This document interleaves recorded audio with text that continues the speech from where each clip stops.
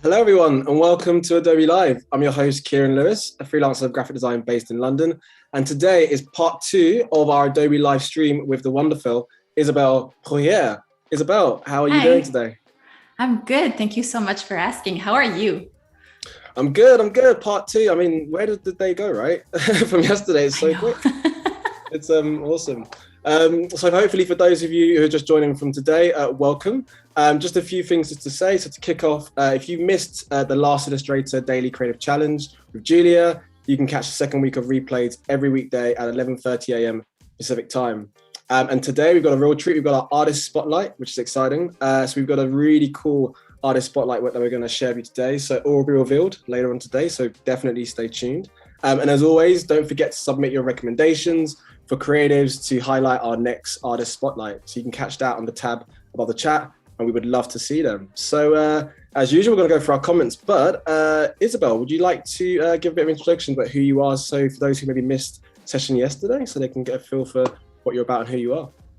For sure. So, hi everyone. I'm Isabelle, but everybody calls me Izzy, and I am a graphic designer, business owner, I guess. I own my own design studio based in Ottawa, Canada. So I do that by day, and then by night I actually run a community club. It's called the Ottawa Design Club, and it's meant for creative to geek out. We have events, we create zines, we have panel discussions. It's amazing. That sounds awesome. You mentioned geeking out. Like, I think this is the good place to geek out. So you're in the right place. And for those who are joining the chat as well, so just a bit of a welcome to everyone. So we've got quite a few. We've got Fabio, we've got Barbara, Stu, Clever. I love that name. Tessa, and Christine. So welcome, guys and ladies. And yeah, it's a pleasure to have you here. So just a little thing to say: if you're on YouTube, perhaps join on Behance, because that way we can read your comments directly and we can share those directly with Isabelle while she's doing her design work. So, Isabelle, would you like to give a bit of a recap as to what we did about yesterday and then kind of what you'll be working on today so we can get a real flavor? Absolutely. Okay, so yesterday we pretty much got really messy and designed. Sorry. My bad.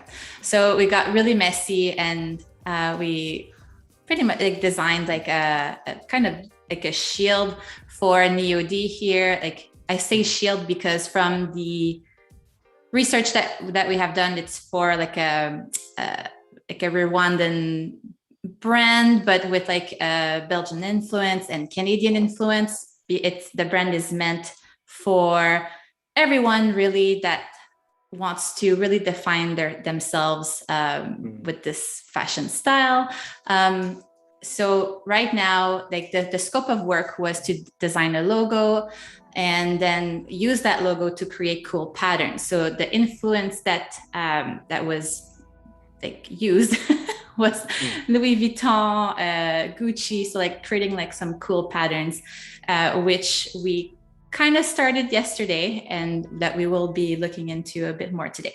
But today, what we will do is pretty much assemble a full-on deck to present the logos to a client whenever you have 2 submissions, and how to present it in a way that it will just blow their socks off. Nice. So that's it. So like coming on from yesterday, so this is the two logos that we landed with, and just before, like, we're going to like implement them into InDesign, and we're going to do a lot of mockups. But before we do that, I just want to make sure that the logos are expanded, so it's like we're not losing any scaling or like details in it whenever we bring them directly into InDesign. And I can see from our chat as well, we've got actually, so Christine, this is her first live stream she's attending. So, oh, hi. Awesome. So, and also, you'll like this, Isabelle, she's a fellow Canadian as well. #. Oh, there you go.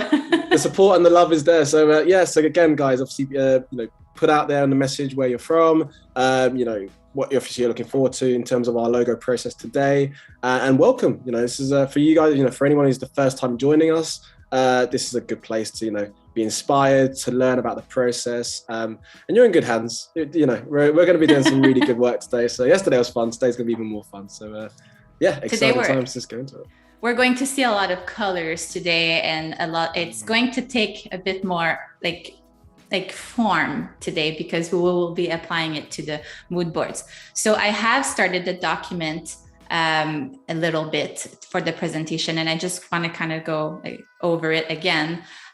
Obviously having a nice first title page with the client name and like what you're presenting. I always like to add the mood board that the client has selected based on their research that we did together. And then after that, we will be doing that together. But I like to go and like add the color palette that is like from this. And I go directly with the color picker. That is a good tool. That's like my favorite tool. It's the best. Color, right? It is awesome. It's awesome. Actually, like let's do that right now. So first of all, like right now I'm in preview mode, and I'm going to click just W so I can go into like the design mode. Or that's that. So like I just can do like I'll select with the selector tool, just like, and then I'll go find some interesting like colors, and sometimes like I remix a little bit of it. See, like that did not necessarily work, but I can go and alter that a little bit. See, like that sound, that looks, there you go. And now it added this that I don't want. You almost feel like a bit of a kid in a candy store, right? When you have all these different color variants to use, and like, hang on, what do I start with, right? Like, what's the one that sort of speaks to me in terms of a color swatch? Yeah, I can see from our chat as well, we've got a few from people from yesterday, which is quite good. So Felix was here as well. So very excited, he said, to see what's going on today. And we've also got another person who's quite an Adobe Live newbie. Her second session today, so she's very excited. So Isabelle, you've got some newbies here as well, which is even more exciting. So again, welcome. So you're in a good place today for being inspired and to seeing the real insight into how logo works. And it's quite nice because today as well, from yesterday, if anyone did join in from yesterday, we were looking at a bit almost the foundation, right? And the research and the visual scale, and now there's a bit of meat on the bone with the colors and everything worked together. So today's a real treat in terms of seeing things come to life. So yeah, a big welcome again.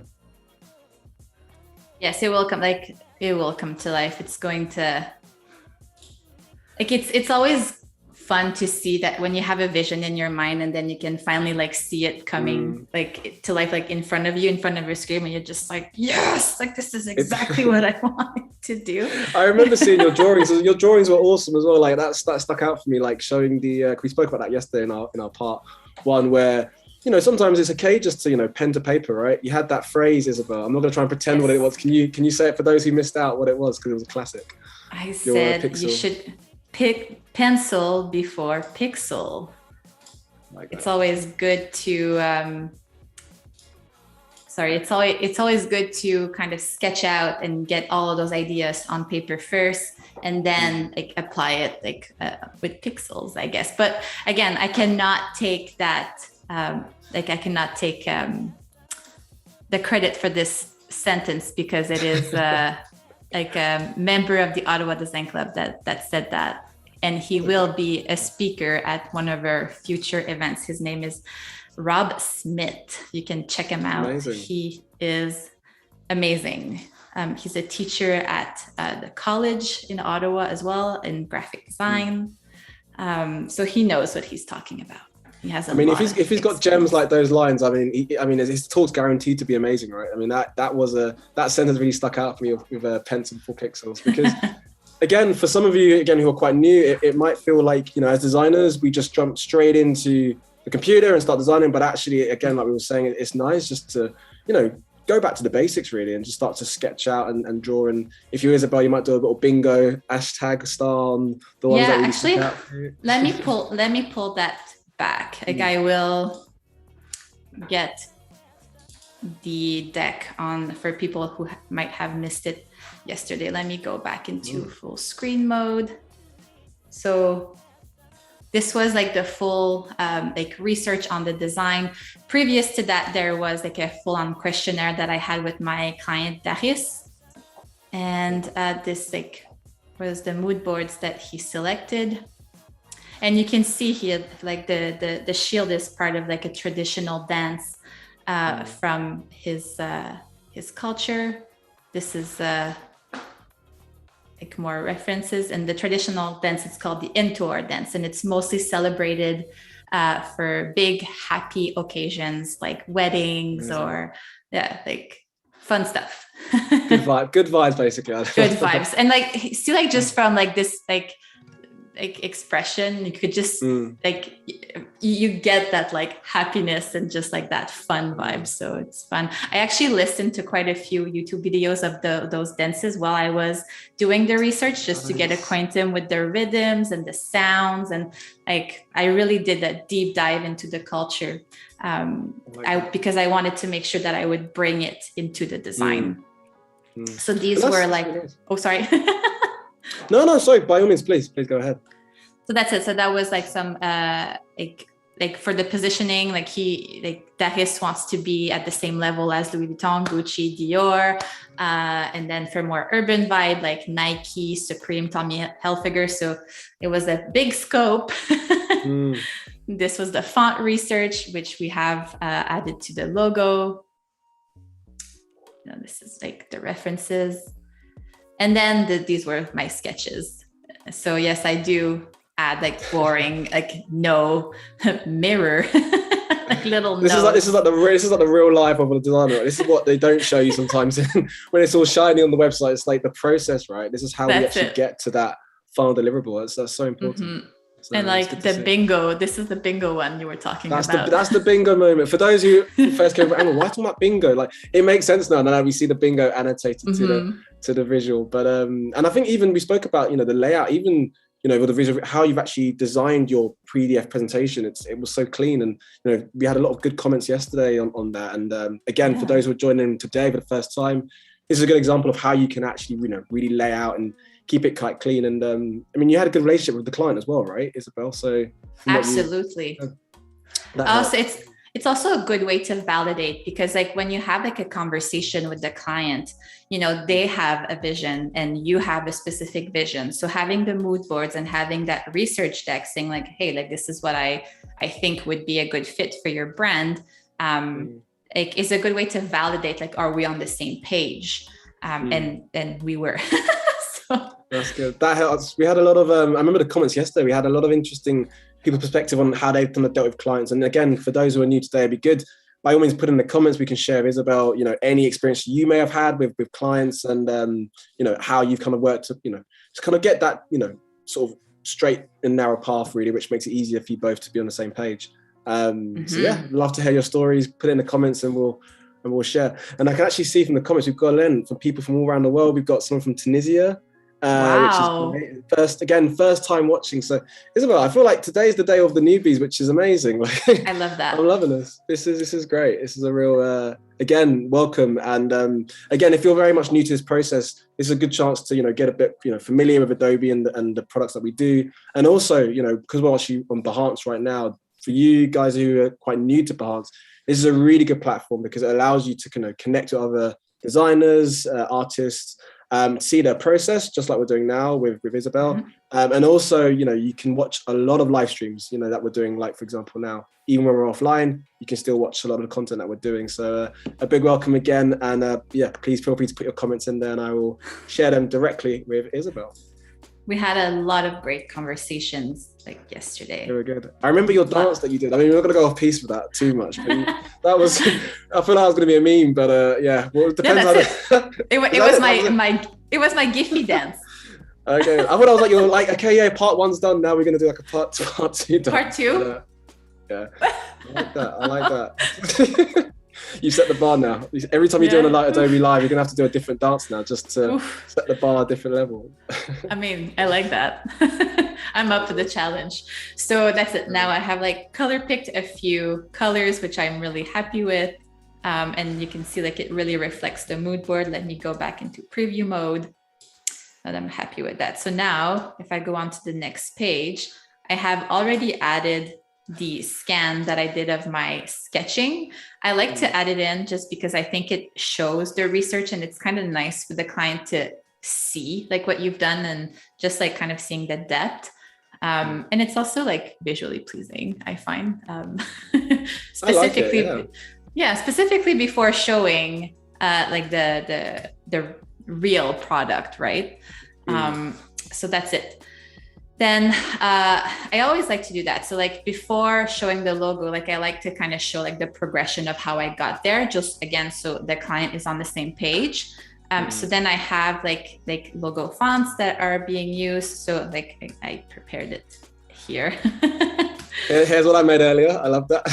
Yeah, well, it's just like in the sake of going a little faster for this. And here, like obviously you would add the name, even though it's not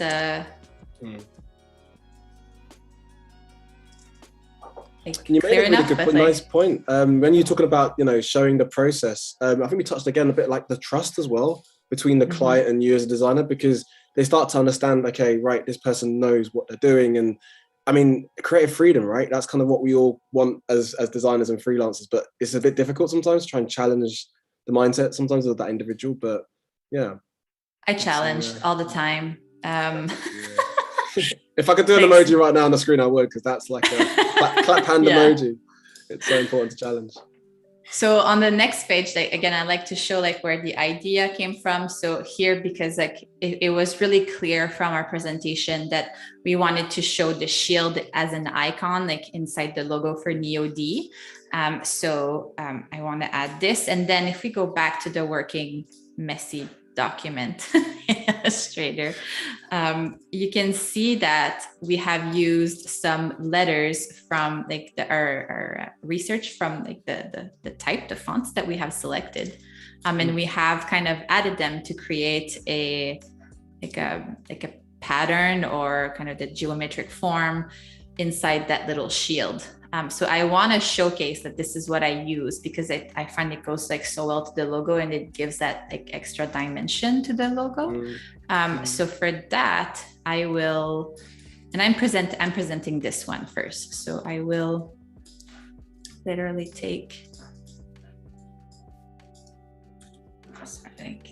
and yesterday was awesome to see how you were using a lot of the tools on there, and you were reflecting and, you know, mirroring and you know, rotating it. Again, for those who are quite new to the process, we're on Illustrator now, Adobe Illustrator, and you know, this is a really good platform and program to be using for logo design. So yeah, if you didn't watch obviously yesterday's one, definitely tune to that, and obviously now, and you can see how it's kind of nicely developed, you know, organically as well, which has been really cool to see. I mean, even just me viewing it, it's been nice to see the process, Isabelle, that you've got. Thank you. It's been great. So that's it. I want to show that it's like the letters here, and the way we've used it was kind of like this, but then this was also mirrored. So let's do that again. Sorry, reflect, then we do horizontal, sorry, like this. Now I want to make sure align tool again, everything is aligned, centered. Oh, this, perfect. I'm going to group all of these, and then making sure, there you go. So now I'm gonna bring this into my like logo idea page. And even what you're working on now, where you just went from Illustrator to InDesign, I think we covered a bit of that yesterday. It's quite nice. Again, for those who are quite new to, you know, perhaps the Adobe programs, a lot of them kind of work in sync with one another. And it's great when you start to understand how, you know, they pretty much have a correlation between the different ones. I mean, today we're working obviously with InDesign, Illustrator, Photoshop. That's right, Isabelle? Yes, that's it. Yeah. We'll get to see how that works whenever it's we're going into the mockups, because I'll be doing the design potentially depending on the mockup in Illustrator, then linking that to Photoshop, and then adding the Photoshop document to InDesign. So it's all like intertwined.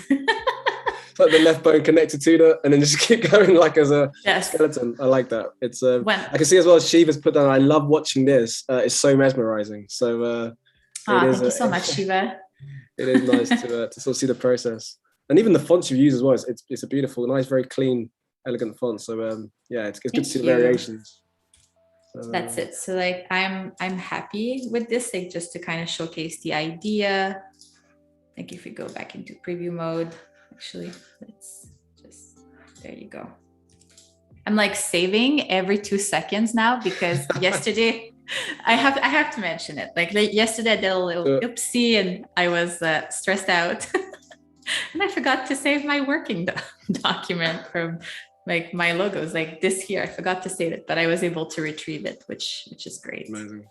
But that's the real life, right? This, as designers, like nothing's polished. This is the real process. This is what we want to see. Like, not obviously we want to see you lose your work, of course not, but we want to see like when things, how do you kind of, you know, get past those obstacles, you know, and we've done it. It's all good. So just to show you guys again, it's not always polished and perfect. It's you know, we're only human, right? So yeah, that's it. To embrace it. Embrace your imperfections. Why not? We have to. It happens to the best of us. You know, I've been doing this for 9 years now and it still happens. So it was just like a great reminder. I told myself last night, because obviously being in front of a lot of people, I was like, like this happened. I can't believe I did this. And I was, you know, that imposter voice that like brings you down. And I'm like, no, you know what? There's 2 ways that I can go about this.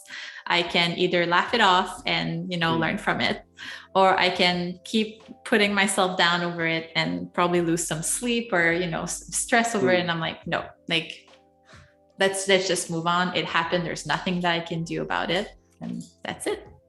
That's it. That's the best way to live. And actually, Claire made a giving Control plus S. It does save lives, right? Just Control F, save lives. Just your brain has to keep telling you to do the little fix, because it's so easy just to get wrapped up into the thick of a project, especially if you've got deadlines. Your brain's going to think, right, I see the finishing line, and everything else in between is irrelevant. But it's so important just to take a breather, have a glass of water, and just you know to yourself. To be fair, I put stickies all over my computer just to be like, have you saved? Even duplicates or variants, just because you never know if you're doing, say, version 10 or 11 or for a bigger project. It's you know, I always find it's much nice to have, you know, a few V's saved, version 1, 2, 3, just so you can go back. It just, you know. That is so true. Saves the stress, right? Exactly. Well, I have a backup of this now. Like everything's backed up. So learn from the mistake. So now just explaining kind of quickly, like what I'm doing is I want to be able to show the client the logo in black and white, because it should be working in both, obviously. So hence why I have this page that is divided it with obviously like a white background and a black background. And on the next page, I actually want to show the logo on its own. And I feel like I want to add a color to it, because I want to be able to add like the icon that we have added to the word mark. Like I want to be able to change color, because it is for a fashion brand. So you want to have like a lot of flexibility. So like, how about like from the colors that we have selected at the top, this was one of them.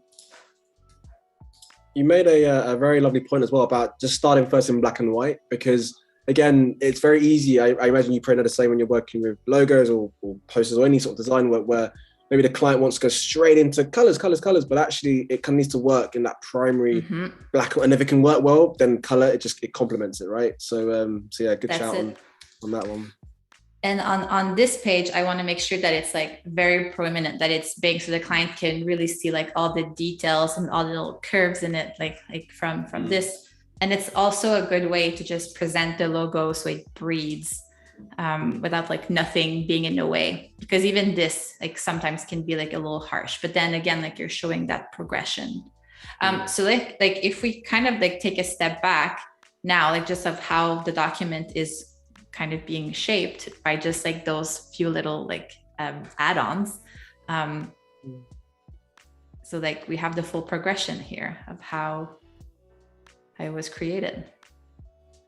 I love it. It's see the stages. It's amazing. This is, I mean, to be fair, as designers, this is what we like to see, right? Not just designers, just someone who's interested in design, right? Just to see the process of how something has started from initially, you know, you contacting the client, contacting you and guys, you know, speaking, to actually seeing developments of a brand and logo. So again, for you, whoever who's joined in now, obviously we were working on this yesterday, and we were doing a bit of, very much looking at the visual research that Isabelle had found, and this is kind of fed in quite nicely to today's session. So yeah, this is really nicely done.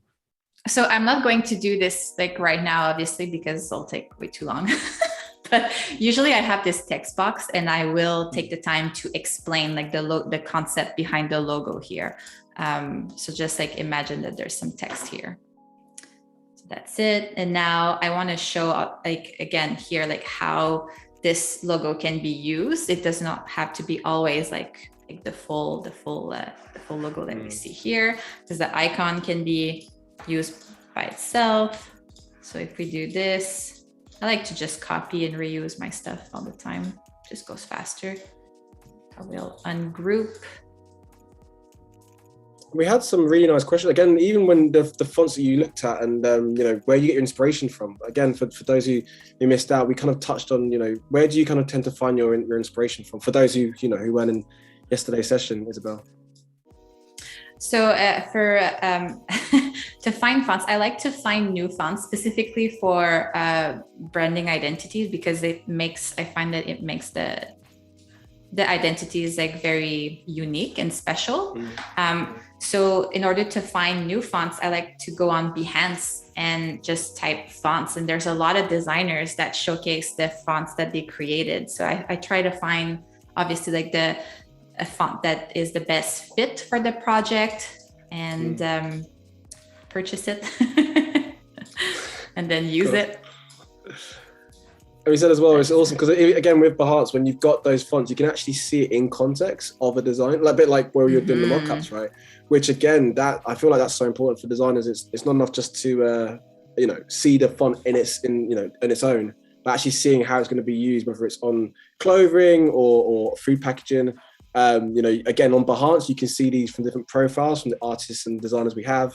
I'm on there, Isabelle's on there. And again, these are really good chances to really connect with like-minded individuals and see their process. So if you're new today, obviously welcome. And you're in the right place, basically, if you're looking to be inspired about how design works, and in particular, obviously, logo design. So yeah, good times. That's it. So now, like right now, this page is kind of showcasing like this is the logo, the logo type, the word mark, and then the icon here. So they can all be used separately. Again, like it depends. Like I don't always offer that much flexibility for a logo, but because it is a fashion brand and you need to constantly reinvent the wheel with a fashion brand, like this brand has a lot of flexibility with the kind of the rules that I'm allowing the brand to have. You made a really good point. That keyword like flexibility, I think we spoke about it yesterday with brands and logos, we probably see it quite often, but knowing the longevity of a logo and seeing maybe within time, it could be more simplified or people start to get familiar with the look and feel of it. So that's a really good point you mentioned. So I'm really liking how this is it now. Like the next page I had like made for the pattern. So I have designed the pattern for the other logo, but not this one. So then I'll like do this quickly with all of you and I'll be able to add it. I just want to add that if you want to follow along and kind of create your own document, I have a little freebie for everyone. I don't know if it can be dropped like in the chat. Designers we love freebies. Plug it. Good place. I made freebies.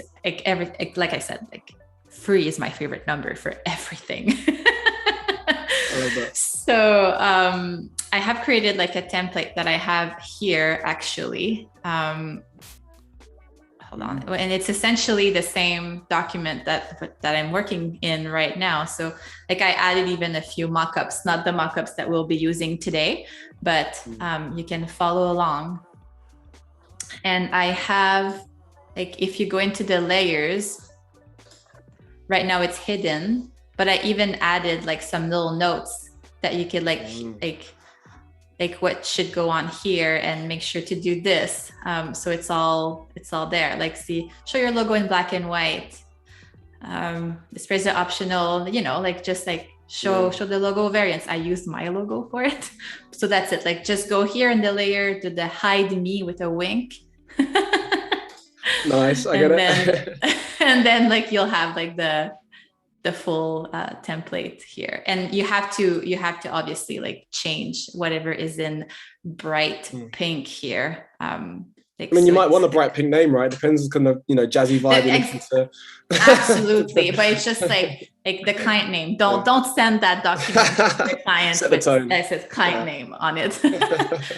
And like, there's a few little details that I also wanted to kind of bring your attention to. Like, see here, like you have to go into the master page in order to change this, and it's like the top layer. So no matter what that you'll be putting like in the presentation, you have to go back onto the presentation layer, and then like the business name, like whichever proposal and what you're proposing will go on top of the image. So it's kind of like that nice like way of presenting the work. So that's available for everyone. It's going down well in the chat, Izzy. I'll put it out there. So Reverb mentioned a really good point. So free is my price range, he said. So I like that. It's we've got the link in there, and yeah, we've got Jerin saying thanks, Izzy. We've got Shiva saying wow, this is such a gem. And then we have I hope I'm saying this correctly, Akafaba saying thank you very much. So again, everyone's clearly appreciative of that document. It's a very useful document. So my pleasure. Thank you for sharing. So it's like I mentioned yesterday, Clady like did like a giveaway, like not giveaway, but like she gave a template like this, and the little color cards that you see in here that is actually from her deck. So I've been using it because I think they're just so cute. So it's like I took something from her from an Adobe Live she did, and then it's my turn to give something back. I like that. So. I like that. We're just sharing the love. It's without being too cheesy. And to be fair, this is the community. Right? Nothing cheesy about it. It's actually, as designers and creatives, we're there to share, to be inspired, and it's not. And again, the comments they're coming in thick and fast, Izzy. So we've got on that topic of the bright pink name for the client. We've got Barbary who says, quite a funny one. I've been using bright pink with my drafts for years, so maybe that just it tends to work. We've got thanks, Izzy. Really needed that one. Forever grateful. From Sharad, Tessa says, awesome. Thanks, Isabelle. Tiffany has said, thank you. And Kay has said, thank you very much. So it's all good, all positive vibes, especially for the new people who've just joined. It's set the tone now for freebies every time we do an Adobe Live. It's a nice thing to have. So very, very useful. And it's just great, like to start working from something, because sometimes it can be overwhelming and you're like, like what will I present? Specifically, if you're kind of more junior into the graphic design craft, like it's like, what does the client wants to see? And I feel that comes with experience. I don't like to say that I read minds, but sometimes a little bit. Well, designers, we have our own powers, right? It's a thing. Like, I feel like there is that sense of trying to scope out what are they really thinking and how can I adapt to my design. Like I feel like there is superhero natural powers, right? It has to be a thing, or maybe just biased to it. I'm not too sure. Yeah, but you made a good point about with juniors, and maybe for graduates, for any graduates who are watching, or just kind of starting out. It's the idea of when you created something, whether it's a logo or a magazine, doing things like what Isabel's doing with mockups and presenting it in a way where it is digestible for the client, just so they can really see it in context. So this is really good tools and tips to kind of keep in mind if you're just starting out, or you're a junior designer. All good. Absolutely. Also, like when I discovered mockups, it was like a whole new world was like opening in front of me. Like that, like open sesame, like it's a thing. It's totally a thing. It was a thing. And then I was like, wow, like this is how I can like really, really elevate my portfolio with good mockups.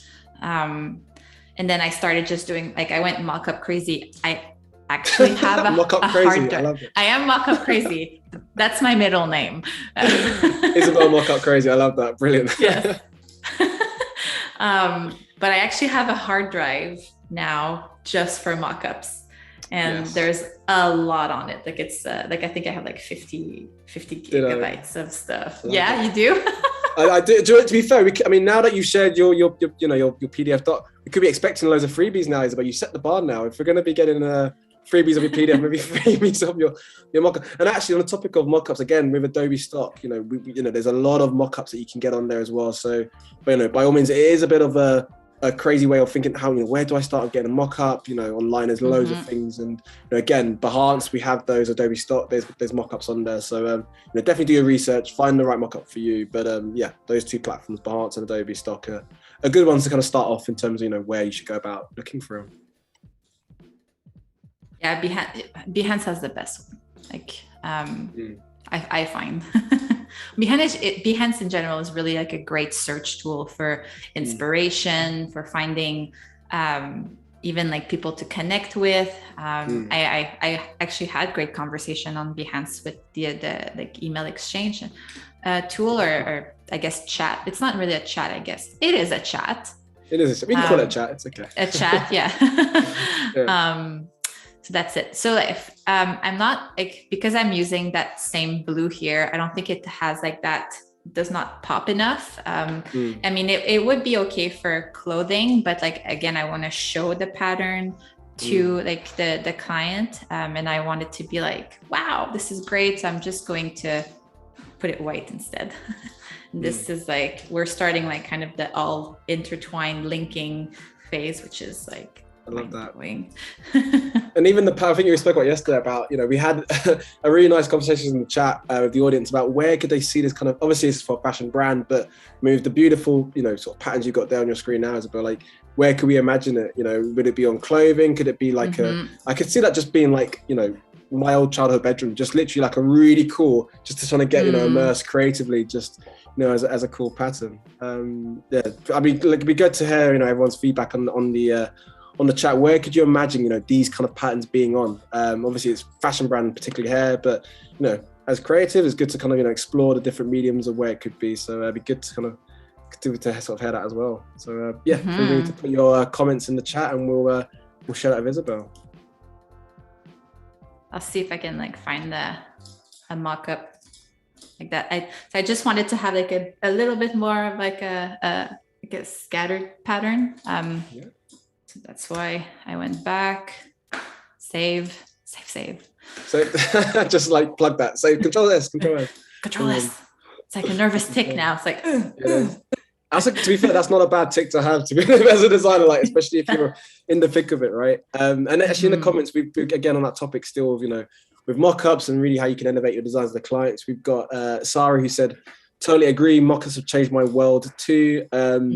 And we've actually got quite a good question. So from Osas, who said, trying to develop the patience to find, store, and edit mockups adequately. And that's a good question, because I guess as well, I don't know if you find it as well, Isabelle, but when you find mockups online, unless they've actually designed it in a way where it's easy for you to go through, say, a clip and mask and do it, sometimes it can be quite a bit of a challenge trying to find the right, layer you have to go into. And I find Behance a bit more cleaner because it's done by designers, so they understand. Yes. Well, we're going to make it easier for you to kind of, cool, this is where I put my logo, you press save, and then it pops up, rather than having to go through, Inception to try and layers and finding, where do I need to go to find this thing? So yeah. No, that is so true. Like if the mockup is like absolutely what I'm looking for, because that's the other thing. Like depending on what project you're getting, sometimes there's like clothing, there was a lot of mockups available. Now the silk scarf, because NIYO D wants to start with a scarf as his first like pieces of clothing. That was really hard to find as far as mockup, and I did find one which we will be altering today, but it did take me a bit of trial and error before like finding how it worked. I love that.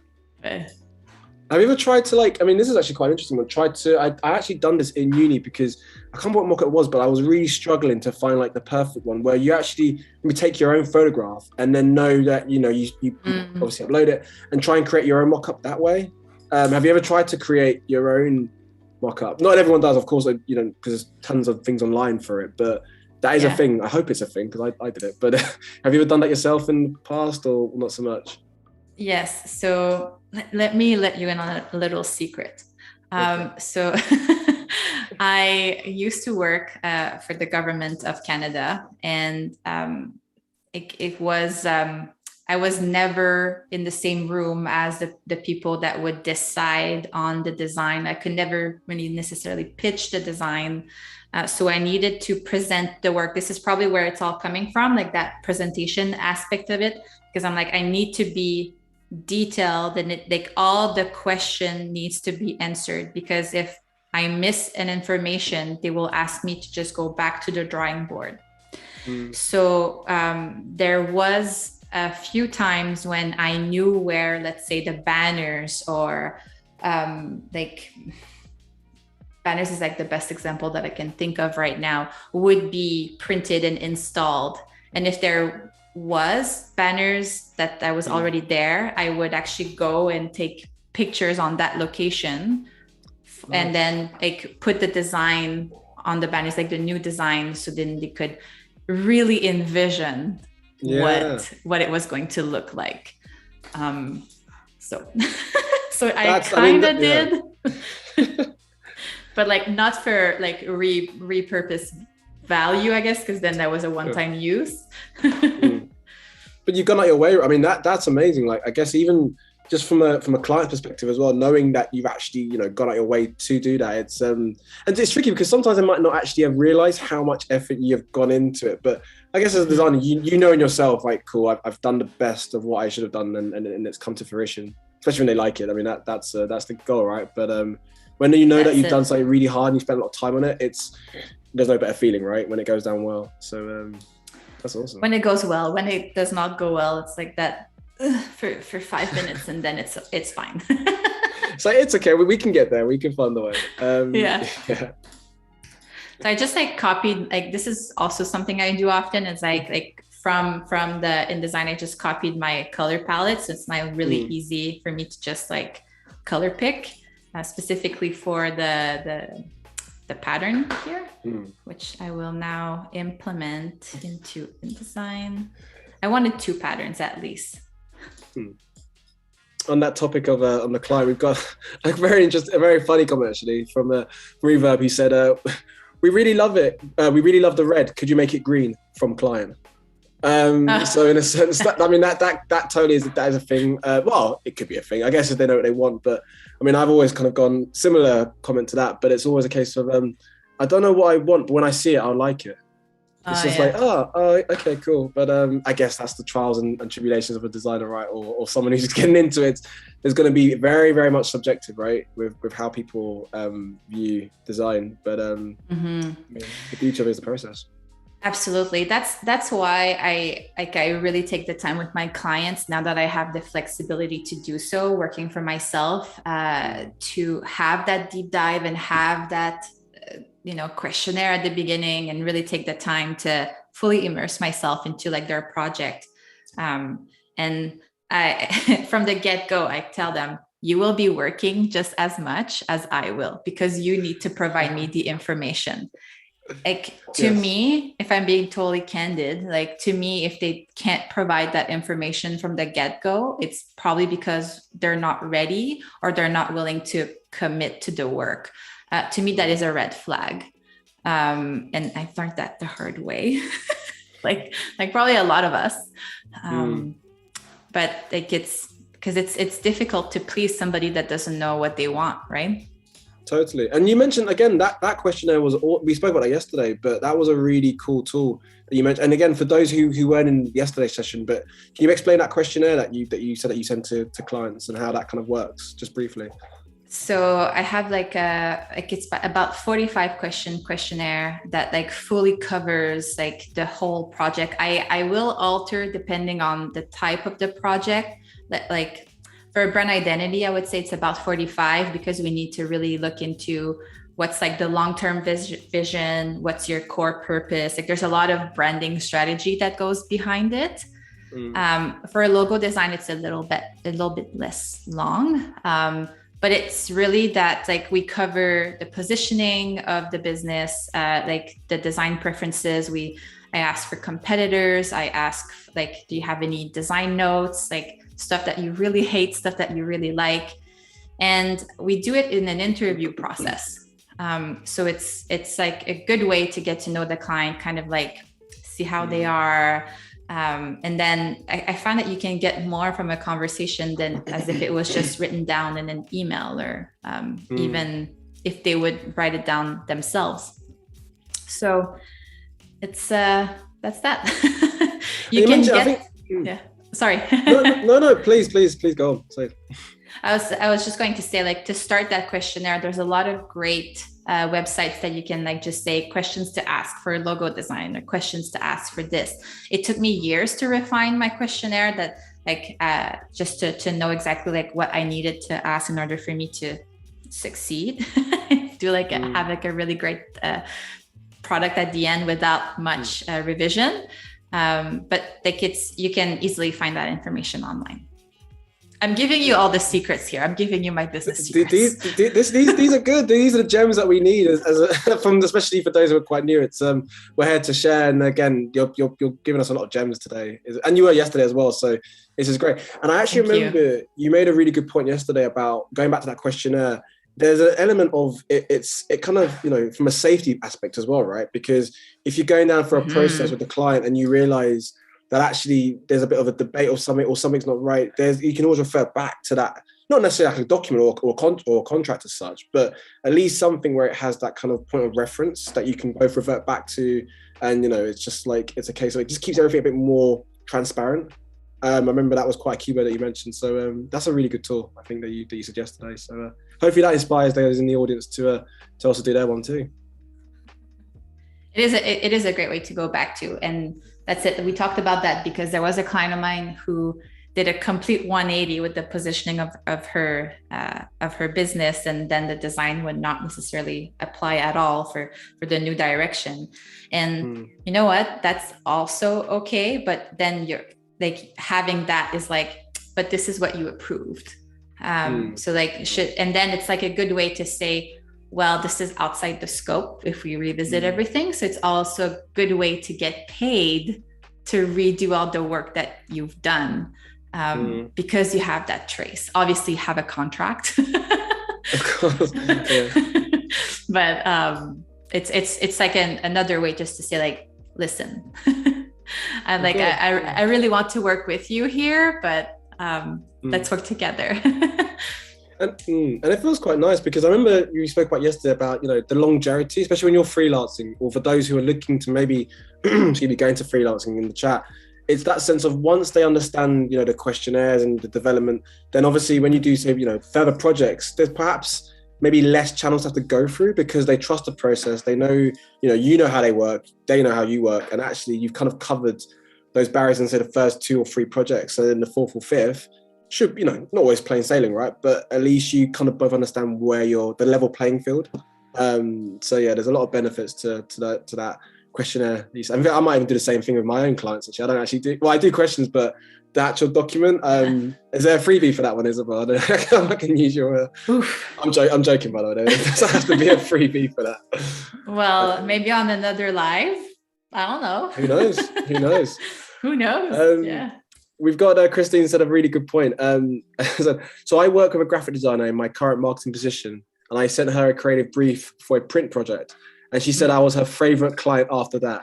So it definitely helps to have a bit of an understanding. If you're not from a design background, you're totally fine. But when you have a bit of understanding of how, you know, they're there to help you articulate your vision, you know, from the client perspective, then it doesn't go amiss, right? When they have a bit more of a flexibility and giving you creative freedom.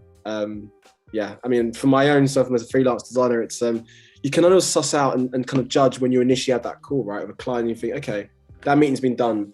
Does it feel like it's going to be quite, you know, smooth sailing, or do we have to kind of walk them through sort of baby steps? But you kind of have that initial understanding from. Do you find that as well, Isabelle? Like when you have that, say, initial, you know, coffee catch-up meeting, or the initial, you know, briefing, you kind of understanding of how, you know, that job could potentially roll out as you go through it, or is it one of those ones where you kind of just, I don't know, like, you know, winging it a little bit, like most of us do, which is okay to wing it, by the way.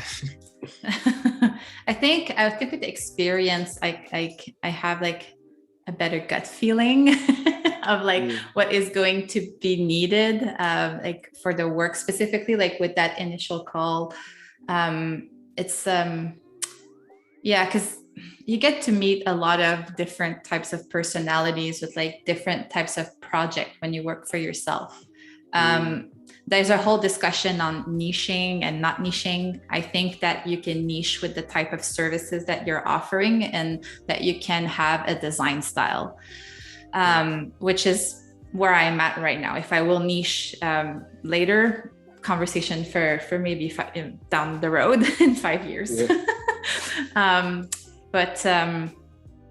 Yeah, I think the more you do, the more you're like, you kind of have that gut feeling that tells you, okay, this needs to go this way. And or somebody that's, you know, more like all over the place, you're like, okay, we really need to have some rules. And or you can even say, I had a client calling me, I think 5 times even before we were about to sign the contract together. So knowing that, I added a limitation of a limit of calls and a limit of Zoom calls, like phone calls and Zoom calls in the contract to make sure, because I'm like, if that person was calling me 5 times a day in the last 2 days that I met them for questions, I need to protect myself here. Of course. And it's not good for like a Zen state of mind, I imagine, as well. You kind of want to be Zen in that mindset. Absolutely. Actually, you mentioned, I guess when we sort of, you know, Isabelle and I, we kind of caught up before we did our part 1 yesterday, and we kind of spoke about, you know, going freelance, because we both kind of went freelance. Well, you went, if I'm right in saying you went freelance last year. Was it from last year you went freelance? Yes. So it would be like in the January 2020. So right before the pandemic. So that felt like, was that like a gut again on that topic of like, you know, going with your gut as a designer, like did that feel like the right decision to, I imagine you weighed up the pros and cons, but. Yes, it was, absolutely. I was not, if we're getting into like the nitty gritty of it, I was just not happy where I was before. I felt like I was forcing like the work, specifically being, I don't want to bash the government. It was just not the right fit for me. And like, that's it. When I finally decided to quit and work for myself, it's like everything fell into place and all the opportunities just like opened up. Mind you, I did not do it just like I did not decide one day and just decided to do it. I actually took a year to prep myself. Like I was going into networking events. I updated my website, updated my portfolio. Like I was starting to tell people that I was going to embark in that journey, and when it was the right time. I mean, no, actually I should take that back. There is no right time. When it's like, when I said, okay, it's been a year, it's time to do it now. I think I'm all set up to start anyway. Then I did it. Nice. Again, so for those of you who just joined in the live stream now, so I mean, you're hearing a lot of good gems from Isabelle in terms of, you know, the process of how, you know, how she's got into freelance and the clients she works with. And right now we're actually in part 2 of our second day of our session, and we're in the process of designing a logo. Well, we've done that, but now we're looking at presenting in an effective way of using mockups and using the different programs with Photoshop, Illustrator, InDesign. So welcome if you just joined.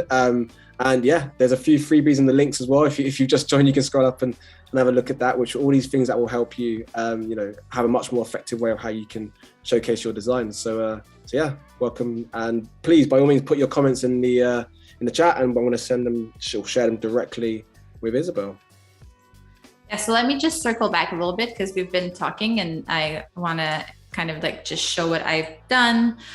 So like, well, just working on some mockups. So obviously once you have that logo and you want to present it, so like logo application, I always try to do it like in the order that I want to present it small on something that it's just like, you know, like probably the first thing that the client will get whenever they get a logo is that business card. Even though like we're not using a lot of business cards these days, it's also like great to have them.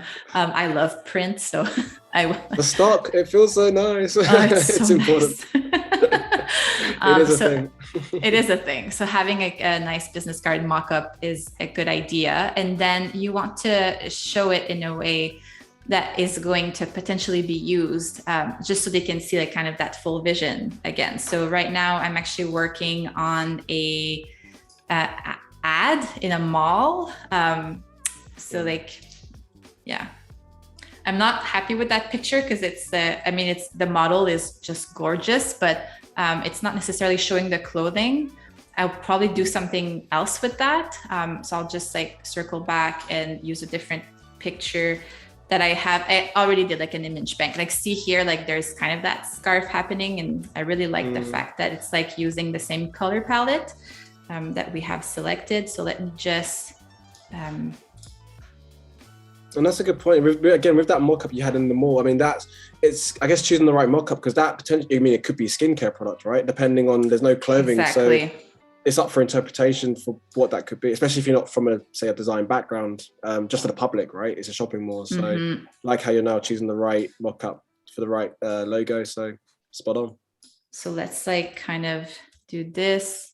Now, I don't like it. Hold on. I feel like if it was like that, it kind of needs a slogan. I think. Let's like add something to it here. Good old Lauren Epsom. I love it. Yeah, actually, yeah. Let's just use Lorem Ipsum for now. I'm using the same font. I find that's, I don't know if you same with yourself, Isabel, but I mean, I found that Lorem Ipsum, it can be your friend a lot, especially if the client's in that process of still trying to figure out themselves or what they want. And it's, I mean, just from a personal experience, I've had clients where, you know, they've felt like they've had to hold back with actually progressing because they haven't done the content. And I've always said, well, actually, you know, I've got the assets, I can do Lorem Ipsum. At least that way we have perhaps a word count that we can work to. So it does kind of feel like a slotting job with the text, rather than having to, you know, stop the whole process for them to do the content. Because as we know as designers, you know, it goes through a process with copywriters and designers. The whole thing has, you know, is a process. So yeah, Lorem Ipsum's our friend. It's all good. Let's see how that looks. So it's like the ruler tool, make sure it's aligned. Even if it's a mock-up, you want it to be nice and aligned. Because from my experience, the clients, that's something they notice, is the alignment. That's, yeah, so important, right? It's just to understand, again, hierarchy, visual hierarchy. That's, again, if you're just starting out in, you know, in design, or when you're at university, I mean, when I was at uni, that's something they definitely sort of drummed into us, was visual hierarchy, and how your eyes, you know, from the top right down to the bottom, text, color, how your, you know, brain reacts. These are all good things to kind of to learn. And again, on that topic of learning, you know, this is when we do our Adobe Live sessions, we cover a lot of things that touch on, you know, typography, editorial design, hierarchy. So, you know, if you're very new, definitely have a little check out and browse some more videos to give a, you know, good flavor of how you can, you know, be a better designer, really. Yeah. Let's add it to the deck here. There you go.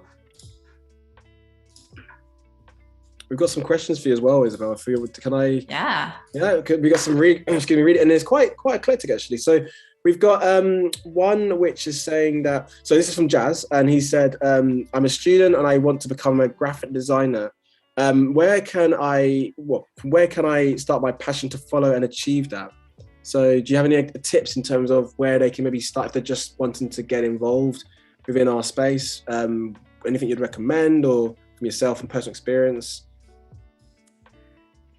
So personal experience, so I actually studied in visual arts before. And when I decided to kind of shift my career to become a designer, I looked into my city college, that if they were offering some night classes, because I had already my diploma from like university.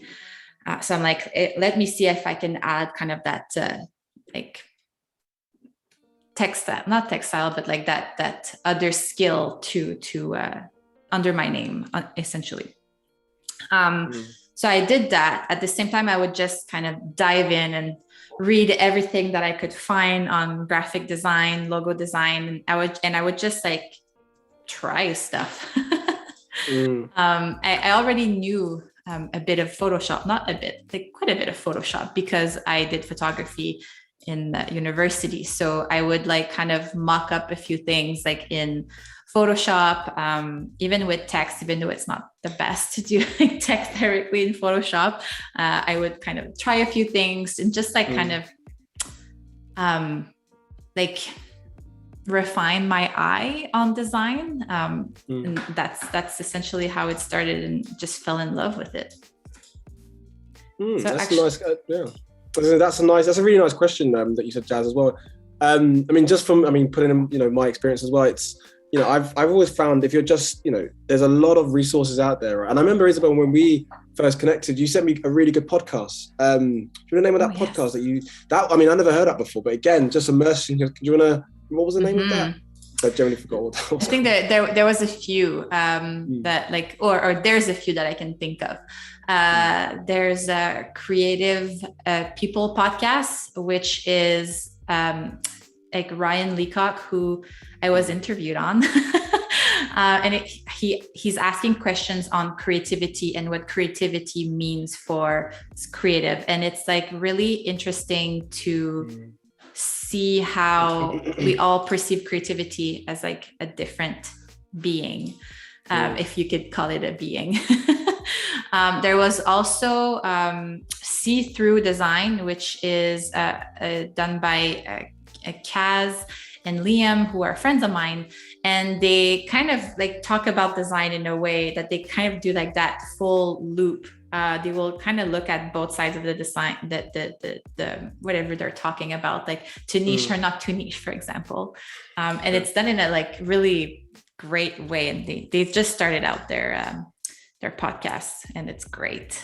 Amazing. For myself as well, again, obviously now with a bit of, just everything going on in the world, it's difficult maybe to go to live events depending on which part of the world you're in.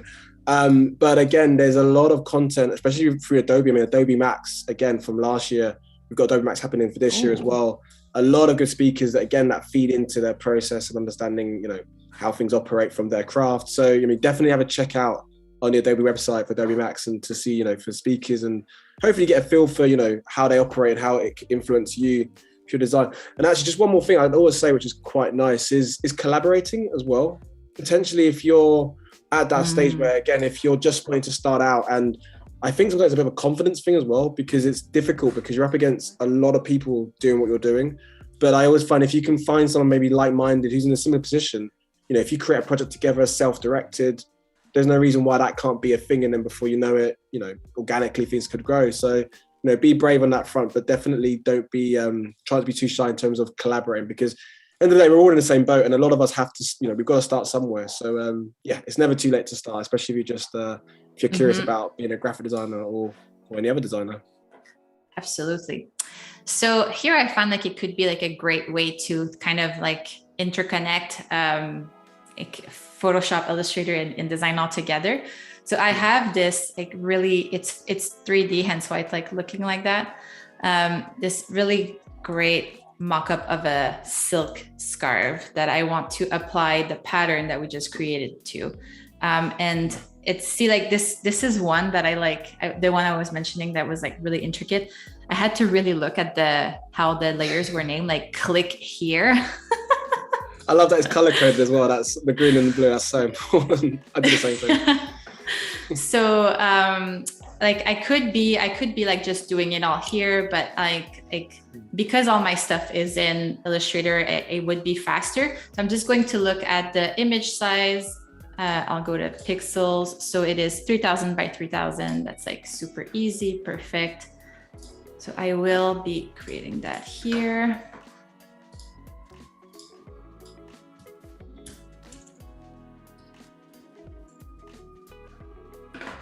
Then it will be really easy to just add the pattern here. And just while you're doing that, like just a little reminder for our audience as well. So in about, say, 25 minutes time or so, we're going to be looking at our artist spotlight. which is exciting. Oh, wow. So again, for you, if you're quite new to this and you're thinking artist spotlight, what is that? It's basically a good chance just to have a look at one artist in particular and just pay homage to how amazing their work is. So we've got a really good one in store for you, so you don't want to miss that out. Say about 25 minutes or so. And just putting out there, by all means, don't forget to submit your own recommendations. If you've seen some creatives that you've seen on behalf, something that would be really cool to just discuss and to share, please submit your recommendations. Information's in our chat. So and hopefully we'll pick yours for the next artist spotlight. So yeah, awesome. This is great. So it also means I need to kind of pick up the pace because I'm still on the first design. And I want to be able to show you the second one. So instead of doing like a lot of mockups, I'll stop there and I'll jump on the other one. Scarf 1, save. So it's okay even like if I bled like on the canvas, it's totally fine because when we add it directly here, it will be great. So there's a way like you could definitely just open your AI file and just like copy paste it, but there's also a way that you can place link. Oh no, sorry. Oh yeah, that's it. And then you can do this, place, then you have it here. So I guess it was not centered on my canvas. Gone a bit off piece. I do like to go off piece. Not too much, obviously, in reason, of course, but it happens. It's that copy and paste, and you think, hang on, why isn't it copied in the same place that I wanted it to be? It's the life of a creative. Let's see if it works now. See, like I just click the link, and it's supposed to update. Like, there you go, it updated. Now, okay, I don't like how the pattern is looking. Let me just put it a bit smaller. We'll lock that.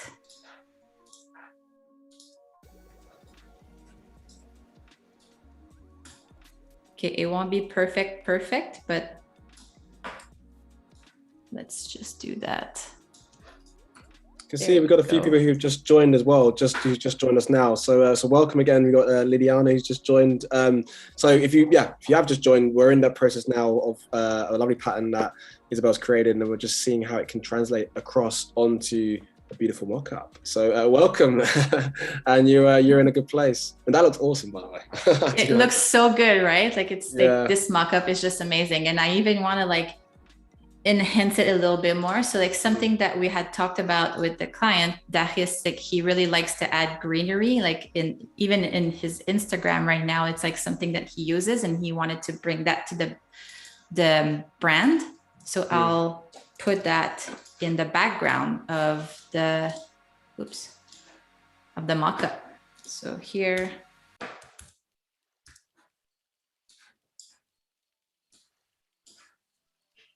and I'll play a little bit on the opacity. There you go. That'll make such an awesome like social media tile, right? You can already envision. Yeah, it is so great. Cool. So let's now add it to this here.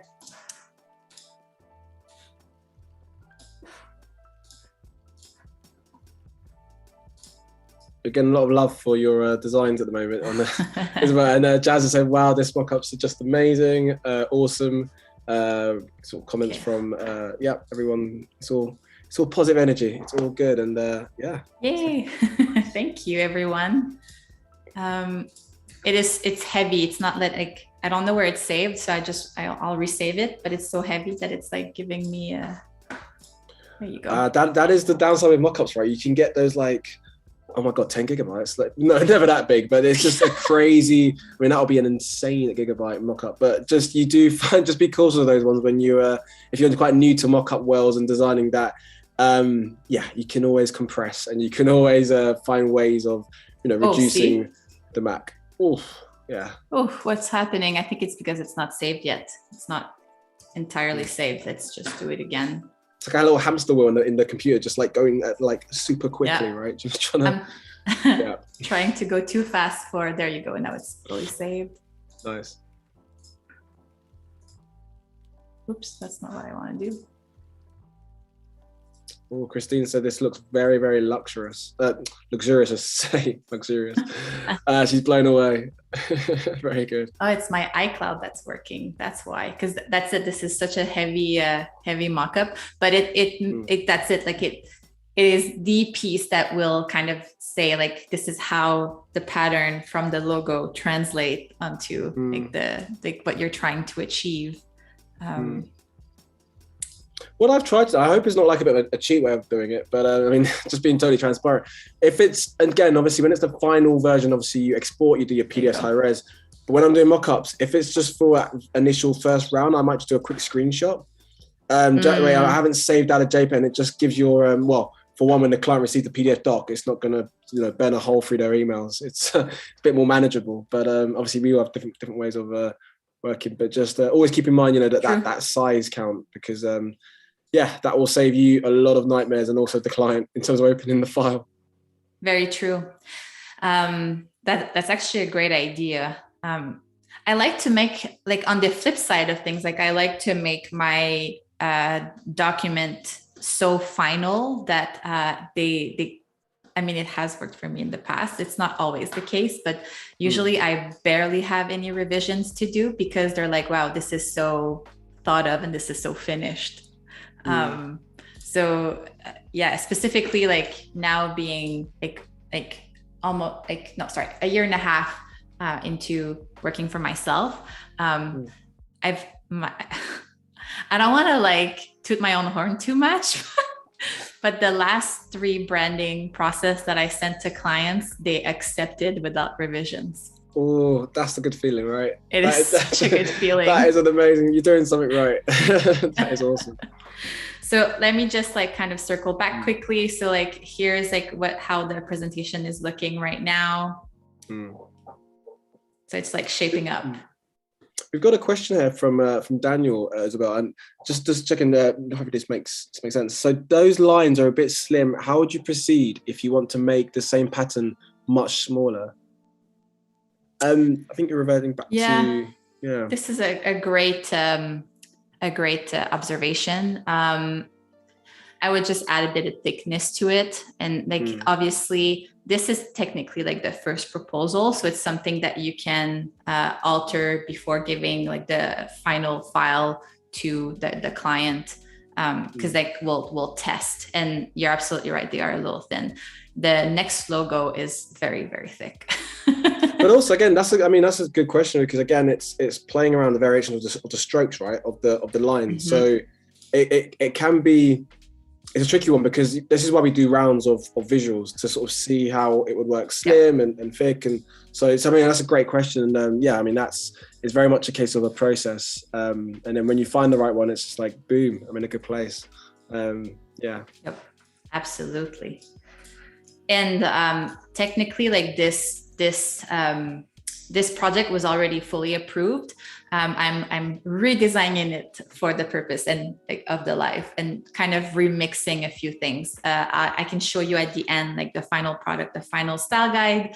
And the style guide is actually a document that I give to my clients, so they know exactly how to use the logo or branding identity. I call it kind of like their recipe for how they represent themselves into the world. Nice.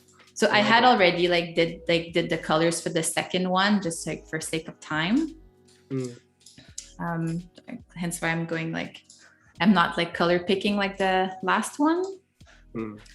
And actually there is a little too many cards. Tiffany has said it looks so good. So we've got a lot of good positive feedback. So it's looking awesome, Isabelle. Very, very nice. Thank you. There you go. And then, I forgot the order. What was after the color palette? Oh yeah, the idea. It's technically the same idea, but with thicker font, it's a thicker font. Oh, no, I think I just have an extra page for no reason. That's why.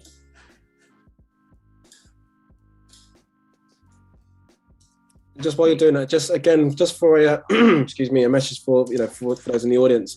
If this is your first, again, Adobe Live, welcome. And even when we're offline, you can very much still watch a lot of the Adobe Live hosting live streamers, on behalf. So, definitely stay tuned, and you can see a lot more processes even even when we're finished. So yeah, welcome, and you're in the right place if you want to get inspired and just have a bit of fun as well, right? With all the programs we've got going on, it's crazy not to experiment with all the programs and the tools that we've got with Adobe. So yeah, welcome, and you're in a good place. So see, I'm just going to reuse like the same shape here for like where it's coming from. I remember yesterday we said that we can imagine that like embossed, right, on like a nice business card, like a nice raised, black on gold or something. That'd be quite cool. So now I'm basically just repeating the same process as what we did before. I'm just going to take the plus. I like to copy. That was a lot of work to copy the little plus. Cool. So yeah, there you go. And I'll go get, oops, not that. Just a little reminder, so we've got about 50 minutes, I'd say, until we do our artist spotlight. So again, like we said before, please feel free to submit your recommendations in the chat, and yeah, it's a very good one. So we're excited to share that with you in about 50 minutes time. You say 50, like 50? Oh, 15. I apologize. Maybe it's the English. It's 15. 1-5. 1-5. 1-5. Okay. Yeah. Okay, my bad. There's also the French, right? Like the French brain here. This is good though, because we're actually we actually didn't mention this, but like, so obviously you're in Canada based. I'm in London. I mean, we've got a lot of people in the chat from different worlds. It's different locations, I would say, not different universe hemispheres. But this is amazing. Like, this is why I love hosting and meeting yourself, Isabelle. It's nice because when will we have a chance to maybe do something like this in terms of connecting? So it's a good place to be from connecting around the world. So. Yeah, awesome. Yeah, someone told me after from our like they messaged me and they said that they loved kind of the differences between our accents, and that made like a really interesting live. Amazing, they tuned in for the. That's good.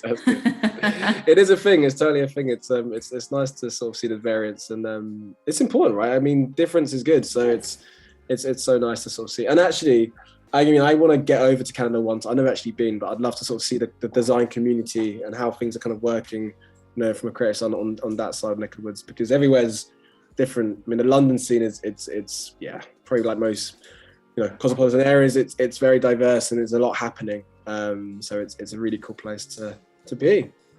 Well, if you're ever in Ottawa, please let me know, and I'll make sure to invite you to one of our in-person events for the Ottawa Design Club. And that goes for anyone who is watching right now. I love that. Obviously, it's a great community. It's like it's just so great. Everybody is so cool, and they just geek out about kerning and Pantone colors. I love that. That's a good plan. And to be fair, as we get towards the latter part of this part 2 of our stage today, we're going to talk about a lot of bit that you mentioned, the design club, and a bit more information so people can follow up as well. And yeah, it's a good chance. So yeah, definitely stay tuned, because we've got a lot more gems to still come your way. So you don't want to miss out. Yes. So I already did the patterns for this one yesterday. There you go. Ooh, just nice. Because I was afraid that I was gonna not have enough time. We were talking, for those of it, again, this is quite a funny one for those who joined, in the chat. We kind of, just before we went on live, we were talking about the sort of timing in like the Adobe world. It feels like it goes so much different in like the real world. Time goes quick when you're doing like, especially a live stream. It's insane, right? How fast things kind of go. When you're having fun, it's all good. Oh my God. And that's the thing. Like, I'm basically talking and with this amazing community right now, doing what I love to do the most. So can I ask for a better way to spend my afternoon? It's amazing. It's good. So here you go. There you go. That's the one I wanted. And maybe I want to have like a nice green. Oh yeah, this is nice. Just going to put Oh, we've actually got a few questions actually, and this is one for me towards when we're about to wrap up. But someone called John, he's asked, he's actually in Ottawa, and he's asked, how do I join the design club? So we can obviously plug that a bit more, you know, absolutely. at the end. But that's you've already got people in your neck of the woods, Isabelle. So you've it's all good. You're in a good place. So let me, like, I guess, should I, like, we have 10 minutes left. I'll do one other mockup, and then like with the pattern, because I want to do another scarf, and then maybe I can show you kind of the end result and show you the style guide. Would that make sense? That'd be amazing. Yeah. So what we'll do, I say we'll have about 10 minutes or so. We'll go into our spotlight, and then we'll go back, sort of wrap up, and that's right. And then we'll be a bit of plug in. And again, there's a lot of information about how do we get in and work about the Auto Design Club. So you've got a lot of people wanting to know more information about it. So again, stay tuned. You don't want to miss out, because we've got a lot of gems to still come your way. But for now, we've got about 10 minutes or so until we go into our spotlight. Sounds good. Okay, so I'm going to do another quick pattern for the scarf with the second.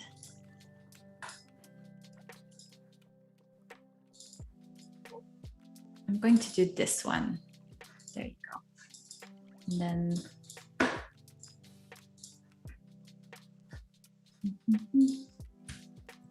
just a little reminder again, if you're viewing on YouTube, you know, a lot of us we're on Behance, and that way we can actually see your comments. So you know, hop over to Behance, and you know, we can see your comments, and we can feed that, you know, directly with Isabelle. And obviously, whilst you're there as well, you can view some other profiles and see, you know, the creative community on Behance, and basically, it's good places to be in terms of just, you know, being inspired. So hop over if you're on YouTube, and you can indulge and see your heart's content with all the creative stuff we've got going on.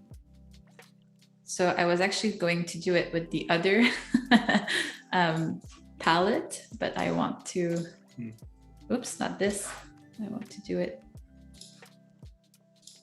with the new palette, because it's the second logo. And I want to be a little bit more colorful with that one, because it has that kind of urban chic vibe. Oh, you read my mind. I was thinking that go for that orange. Like, that is my favorite color, so I'm a bit biased, but yeah, that's nice. So just going to lock everything, and I'll put that white. It might be a little intense, but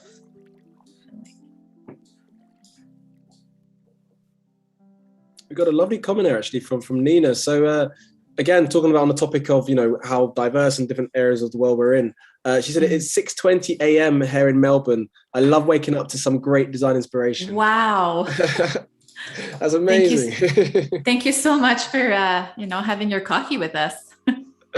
Definitely. That's I love that. The time difference is I mean, it's nearly 10 o'clock over here in the UK, so we've got light in one part of the world and then dark in the other, but that's amazing. We're all here in one place. So yeah.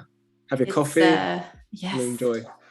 Coffee any time of the day for me. That's also my middle name. So Mockup Queen is my middle name. Coffee is also my middle name. That's like the longest middle name on any passport, probably. I know.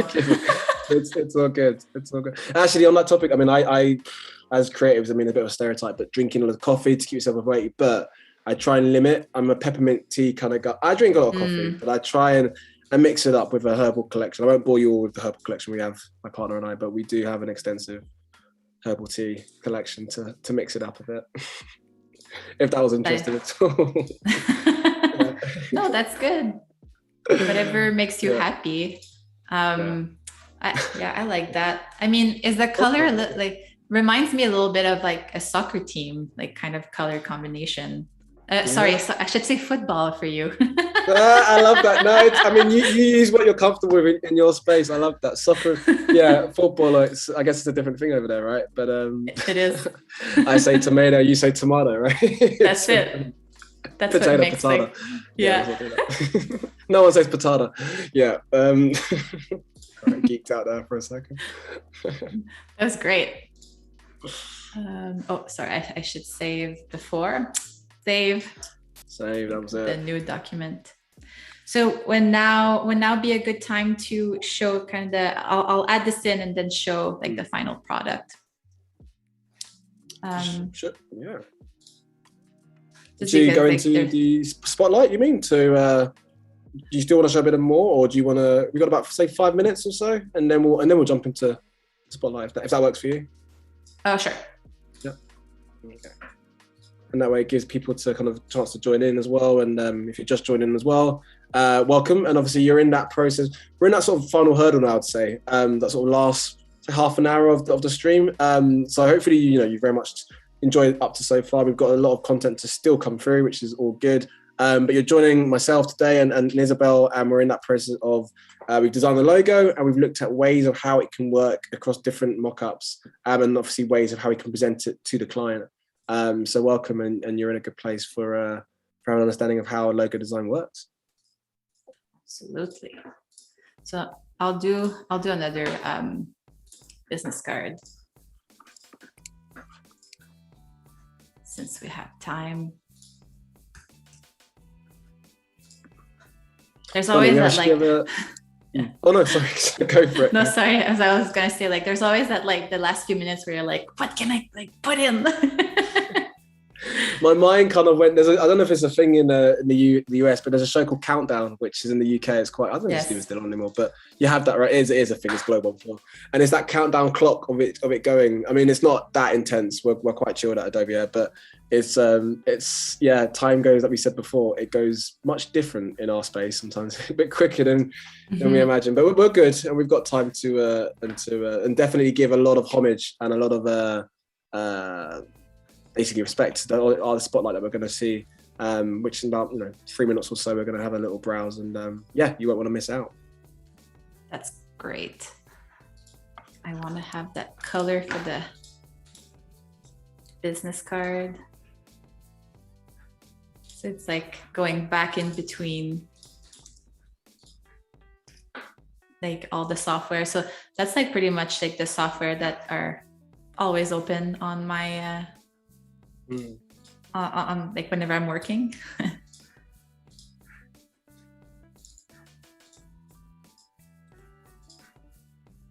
We've got a lot of fun, interesting comments about the coffee. I feel like because of the time difference, you set the tone there with the waking up at 6:20. So we've got coffee first, then oxygen. I mean that's intense, but that is a thing. That's quite a funny one actually. And again, everyone's got their own ways of operating first thing in the morning, whether it's coffee or mint tea, or even just going for a jog, something that's much healthier, or just something to wake you up, right? And then boom, straight into Adobe Design. You can be inspired. I like that. That's it. Yeah, immerse yourself. Absolutely. On that topic, actually, of immersing yourself, shall we go into the artist spotlight? Yeah. Are you in a good place to, or do you want to do a bit more into? We're definitely going to come back to that, but how are you feeling on? It's good. Yeah, all good. Okay, awesome. So we've got a good treat for you guys in terms of our artist spotlight, which is exciting. So let's have a look.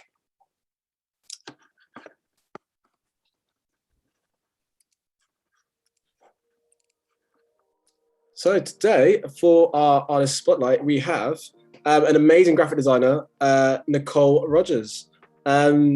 Isabelle, there's a lot of stuff happening here. Like, there's a lot of amazing stuff happening here. What sticks out to you first of all in terms of that we can kind of dive into in the project?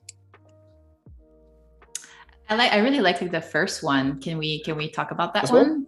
Of course we can. Yeah, let's go into it. Ooh, the colors, right? I just love a good packaging and the details too. It is good. And actually, on that topic of mockups, we've been talking about it for quite a while, but we can see how that just really brings everything to life, right? These are lovely, just the variants as well.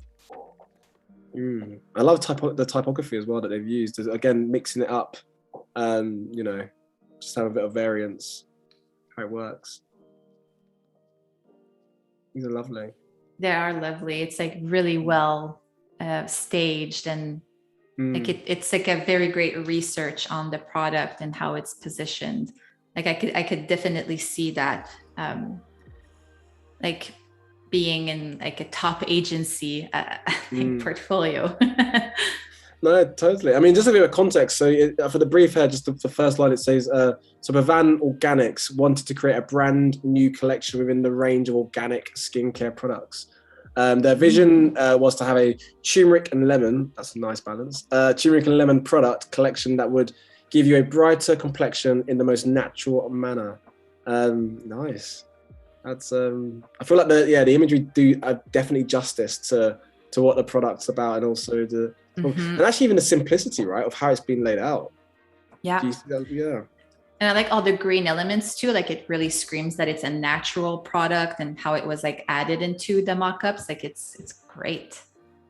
It's amazing. And actually it's a bit similar to when we were doing your with your PDF presentation with the clean grids. Everything's kind of, it's boxed, it's aligned perfectly well.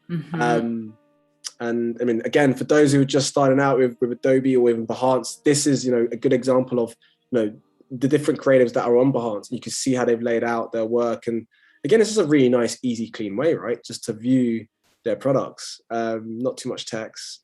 We don't like text. We like text, but we like also imagery too, right? but I like how it's positioned, right? Because like the first image really draws you in. And then you have that description, and then it's like, wow. And then you really get to appreciate the rest of like the portfolio, the portfolio arrangement. Definitely. I feel like I want to, definitely purchase I mean, it's a bit of a heat wave at the moment in London. So having something like lemons is just something that's I can relate to why we should have a product of that. Should we check out another project and have a little gander? There's a lot of nice ones. My brain's telling me this. I mean, I'm a bit geeking out with editorial and print. So do it. This, yes, this please. Quite cool. I'm loving this one. This is amazing. Nice and clear. Again, you mentioned a good point about that first initial imagery, right? The hierarchy, and just a very engaging shot to begin with. Talk about a bit of context here. So the first line, just to give you a bit of background, celebrates the life and work of Adrian Frutiger. Create a prestigious publication in the style book. So that's a good font, right? What's your favorite? I feel like we touched on this before. I don't know if we have, but your favorite font, Isabelle? Do you have? Oh my, so that is hard. A big question. So I'm the type of girl that don't even have a favorite color because it changes with my mood. So it's the same for fonts. But I think I really like. I guess I liked bold and thick fonts because I feel like my personality can be bold and I like that. out there. a bit italic sometimes, depending on the mood. Italic when I don't have my coffee yet. I like that. But italic's chilled, right? My brain told me italic's more chilled. Bold's like intense. Maybe, I mean, I'd be like I'd be an italic if I've had my coffee and I'm in a good place because I'm just like slanting. I'm just chilled. Opposite. Maybe italic when I have a drink. I like that. Okay. Is that with lemon and turmeric, or is that without the lemon? A slice of lemon, maybe, depending on the beverage. Depending on, exactly. Yeah. And like fizzy water. Amazing. But by all means, it'd be good to know in the chat, your favorite fonts. We've got Frutiger here. Please, it'd be good to know what everyone's fonts. Mine is Brandon Grotesque. I don't know if you heard of it. That's a good one. I mean, I tried to, only because it's a bit of a not weird, but because I know when you can go in caps, there's even going from lowercase to cap, and when you space and do the kerning, it just looks so different. It just looks so different from body copy to titles to variants. And this is a good example here, what we're looking at here. You can see, they've done their research, but there's different variants of how the text sits, whether it's the grid system, in body copy format or sort of captions, titles. Do you know this book, Isabelle, The Grid System? That's yes, I have it, but I should refresh refresh it a little bit. It's been a long time since I read it.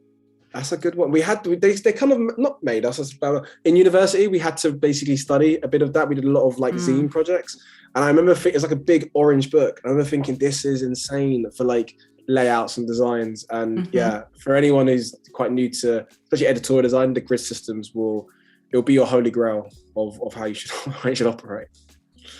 Yeah. What are you feeling here, Isabelle, from what you're seeing on the experiment stage? You liking it? It's great. Yes. I mean, just from like the overview of Nicole's profile, like you could see that she put a lot of thought into how she was presenting all of her work. And it's like every little detail is being thought of. Like she's I can tell that she's a thorough like designer. I like just like it looks like it's kind of tracing paper. Right? I love how she's done that. She's scanned in the tracing process. She's traced in the tracing. You see where my brain's going.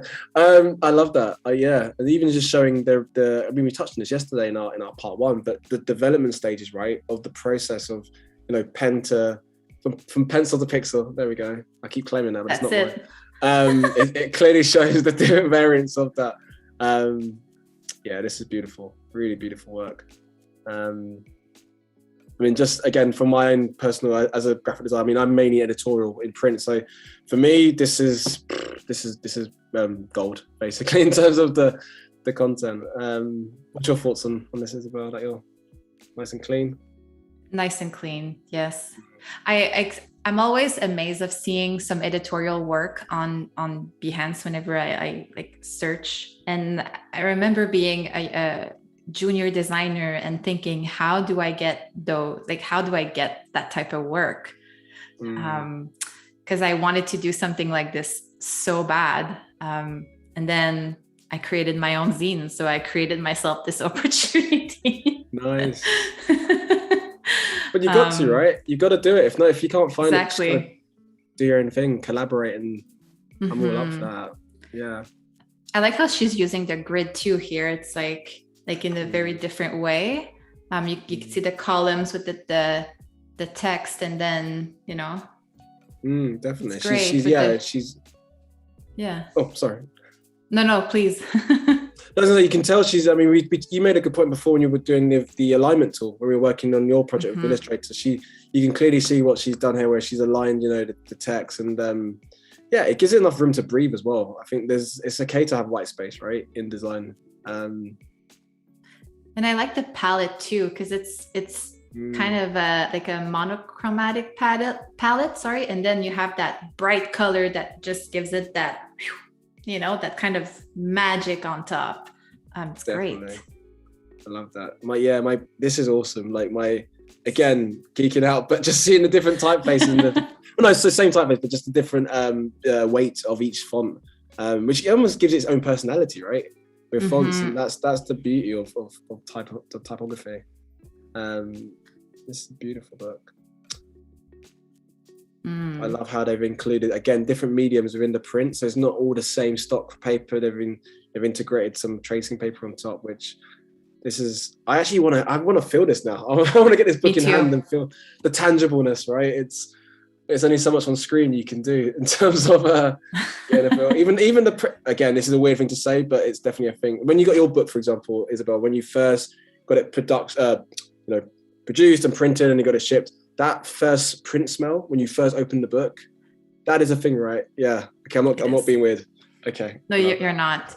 We did our zine, this one, with a laminated finish on top, and every time I feel like it's velvet when I touch it. I love that. It gives emotions depending on the stock. Yes, it's like I could sleep with it and it would be cozy. I love that.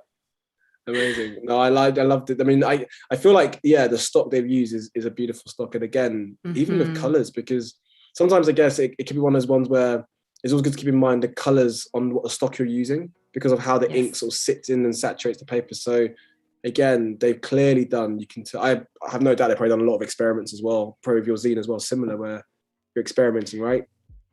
Oh, yes. We would say before we get it right, it's at least six trials, or I guess you could call that like a mock-up or test. Yeah. We come back and we have our little zine full of Post-its of stuff that needs to be addressed. But it's a normal process when it comes to printing something of this intricacy. There's that feeling as well of with a zine, that was I remember when I was at uni, my first project I got when I was at uni was to design a zine with my group. And I remember thinking, I never really knew much about that element of design. And I just kept thinking, this is cool because you're cutting out things, you're overlapping, and they're stapled as well. There's no perfect bound. Well, depends, but there's no perfect bound in it. So it just feels quite raw, but a really organic, kind of fun way of designing. Do you find that as well? It depends. It depends because that's how the zine started. It was, I think it's like, it was, I think was it in the 70s or 60s where they would just kind of cut out stuff and make some big messages and then photocopy it and then distribute it. Now I feel like the term zine has taken a whole new life where it's like, it's a self-published magazine. So it can be really elevated, or it can be like, just you be like writing poems on lined paper and stapling it together, and that would be called a zine. It has a lot of flexibility. So yes, it's like it goes from really tactile to really digital and then printed. Like there is a lot of digital zines too now. Like if you surf the web, like you can find some websites that call themselves zine because they just will have like a biannual like drop load of content with interviews and stuff like that. So it's like it's a whole new world when you really, it's adapted, right? Yes, absolutely. I love that. And I mean, just before we kind of go back into your sort of finishing up on your side of it, one thing that's quite nice, I mean, the comments on her are really nice. So we've got Nina who said she loves the white space of the editorial layout. It's a designer's dream to have less copy, more room, lovely work. And again, the comments are all positive from this. So, this is a really beautiful portfolio from Nicole. So definitely recommend, viewing her profile and obviously other profiles on Behance. And like we said before, if you find someone that you would like to submit your recommendation, by all means, please put in the comments in the tab, and we can have a look at that and hopefully share it to our wonderful audience. And then that's the whole point of what we do. We share, we be inspired, and it's just all good vibes, basically, isn't it, all around? So yes, it's all good. So we're getting to that point. We've got about sort of a few minutes left, and then we can sort of have perhaps a recap, Isabelle, on what we've done. And absolutely. Yeah. So I'll just go remove one page here, just so it looks like I added the two logos side by side because it's nice for the client to see like the two logos like as a comparison as the like how you conclude your presentation. So let me just go into preview mode and just go like from the top and kind of see everything that we've done quickly. So that's it. So it would read like this. And obviously you would add some not definitions, but like explications of like why you decided to make those decisions. Like here, like the concept behind the logo, like it's always good to add like a little bit of copy to your presentation.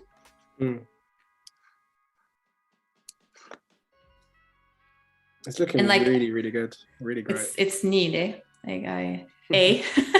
Can you hear the Canadian coming out? I love that.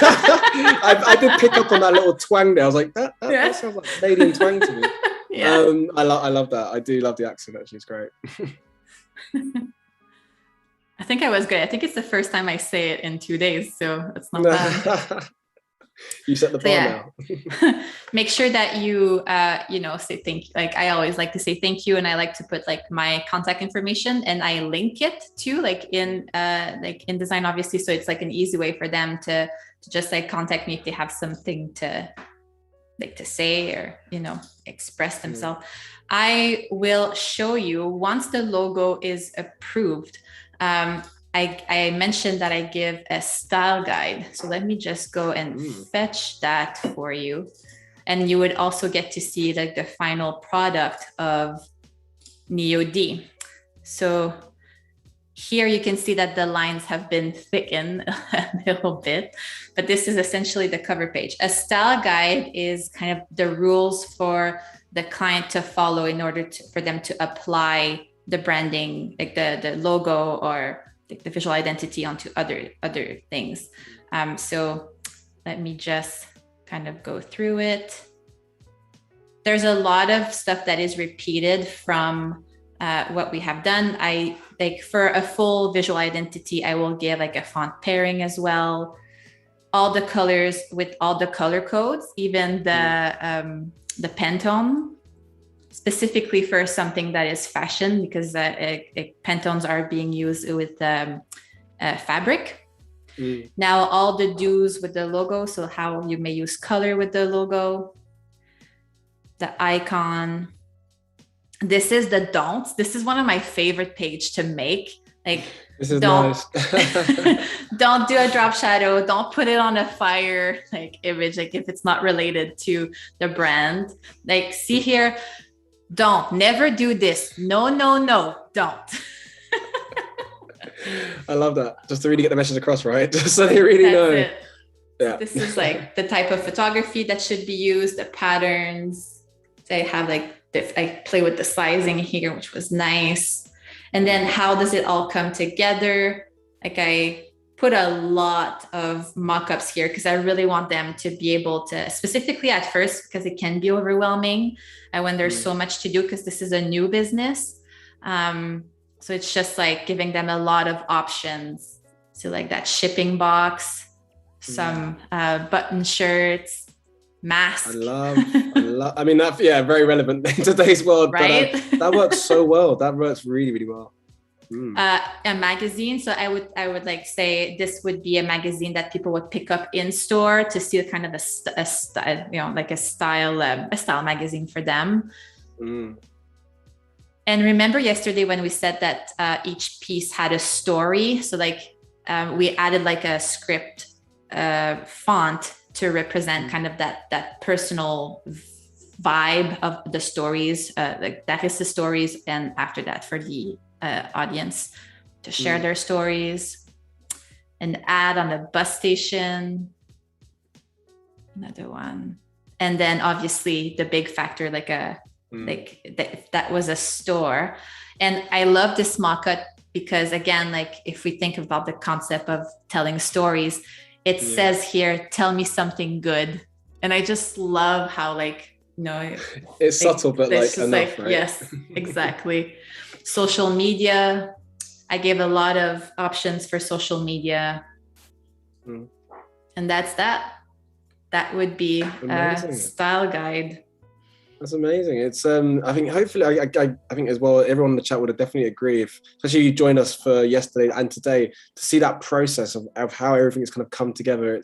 It's been incredible. And again, just to sort of see how another creative, you know, works in this space is even better. So I love that you mentioned the stories. That has definitely stuck with me throughout this whole journey that I've been with you on. That the idea of, you know, every piece of clothing has that different story behind, which I think is just such a nice way, and a nice, you know, organic way of kind of interacting with the audience as well from the clothing side of things. Yeah, really, really cool. Very, very cool. Yeah, I can't wait for this to be like on shelves. I mean, I have no doubt. Well, I'll definitely purchase a copy of and especially the masks. I mean, yeah, we need a few masks with everything going on, but yeah, and a few scarves as well, depending on which part of the world you're in, if it's cold or if it's warm. Yes. So it'd be good to know a bit more about, because again, we had some comments before about the design club, and you know, this is the chance to definitely, you know, where can people know about who you are and find you out, and your Instagram, like share with us the world of how can we contact you and know more about you, Isabelle. Absolutely. So let me start with my website. So you can find me at ip-design.ca. Everybody asks me what IP means, and they all have like awesome definitions, and I'm just like, it's my initials. Simple as that. You know what? My brain, I was sort of actually thinking, why do I not put that together? That's just obvious, but yeah. Okay. Yeah. Interesting. So that's it. So you can find me here. You can also find me on like design_IP on like Instagram. Please feel free, if you want to carry on this conversation, feel free to just slide in my DMs and we can geek out together. You can also find me on Behance, right here, Isabelle Poirier. And I add some like it's easier for me to add on Behance than to add on my website. So you can see some like newer products, projects on here. And the Ottawa Design Club, let me just refresh this. Sorry. By the way, that's a strong collection of projects there. Like that is wow. Like I feel like that's a lot for those again who are just starting out in art. There's a lot of content that you can really be immersed. So definitely have a good browse of that, because and it's all quite eclectic as well. So amazing work. Thank you. These, like, obviously, like, this is the zine. So this is like my favorite, hence why they're at the top. And have a look at this here. This was actually a project that I did for the pandemic. It was purely volunteer based, but designed a full campaign to thank our essential workers. So people could go on my website, download the posters, put it in their windows, or give to like an essential worker. So that was great. The Ottawa Design Club. So this, you can find us at ottdesign.club. We always joke around, OTT, you know me. Like, amazing. So we have an event tonight, which is a conversation on style. So I'll be moderating alongside Ariane, who is the co-founder of the club. There's still some tickets available, so you can get your ticket right here. And we have 3 amazing creatives that will talk about how they started out and how they define their styles. We have a motion designer, we have an illustrator, and we have a muralist. So it will be amazing. And today we have launched our call for submission for zine number 3 that you can see here. So the zine, like we talked about it a lot, but like it's a little pocket-sized magazine, and we feature the artwork of other creatives that you can see here. So it's a call for submission, and it's like, it's great. It's that was our second one. It was about pop culture, and this call for submission is called Raw. The reason why we went with raw, uncompressed, unpolished, unfiltered, because we see a lot of content online that is just, you know, we talked about presenting your work in perfection. Yeah. We're looking for the like not perfection for the next zine, and we usually put a lot of design Easter eggs that are hidden inside our zines. So it's, again, a great way to geek out and be part of a bigger community. So I'm inviting everyone to apply. Deadline is August 13. And you can follow us at OTT Design Club on Instagram. And we're quite active. That's that. It's looking good. Let me show you this, like for tonight. So Ayla, who is being on the panel, made this motion graphic as part of the promotion for like tonight, and it's just so good. That is awesome. Yeah, I'm loving this. Like collage-based kind of work as well. It's really cool. It's great. There's like a faint texture on. Is it like, I don't know if it's my eyes, but there's like a faint texture in the background as well. Like dust. I picked up on that. My design eyes were like sort of twinkling when I saw the texture. It's amazing. Very, very nice. It's so nice. So about the zine, Kieran, I really want you to apply. It would be awesome to feature you. I'm sold. I mean, yeah, it's amazing. I mean, anything editorial print. I mean, yeah, it doesn't take much. When you mentioned editorial print, that's my kind of space, right? So I'm already intrigued. So and I've seen all your work. I mean, it's incredible. So I have no doubt this is just on par. So yeah, very much looking forward to see your email and everybody's I will email. Be there. Yes, definitely get involved. I can see the links have been put in the chat, so there's ways of obviously they can contact you. Amazing. And I'm sure you're going to get a lot of comments on that and emails, hopefully, for your event, because it looks more than awesome. Very, very cool. Thank you. And some of the lovely comments as well. We've had, Sharad said, incredible work, Isabella. That style guide is a story in itself. Tiffany said, so amazing. I hope I get to that level. Yeah, there's You will. Yeah, there's a lot of positive energy coming from your work. So yeah, it's been amazing. So just a few things just to kind of wrap up. I'll say so stay tuned. Because we've got XD Daily Creative Challenge coming up, followed by Draw Along with Carl T. Webster at 2:30 p.m. Pacific time. And Adobe Live will be back tomorrow at 7 a.m. Pacific time with Paul Tranny's Design Masterclass. Isabelle, it's been an absolute pleasure to host you. It was a pleasure. Yes, likewise. It was so fun. And thank you everyone who joined and gave the positive feedback. It was amazing. And I'm sending some positive vibes to all of you, and just keep working. You'll get there. The energy. I think everything we've learned from our sessions, from our parts, I think that idea of the process, we've all learned. I mean, I've learned a lot as well. So it's been an absolute pleasure. And again, for the Adobe team, that's all been behind the scenes. A giant thank you, and of course to our audience as well. Thank you very much for engaging, for being part of our 2-day session, and we hope you feel very much inspired. And we hope to see you again. So take care, everyone. Keep safe, and we'll see you very, very soon. Bye. Bye.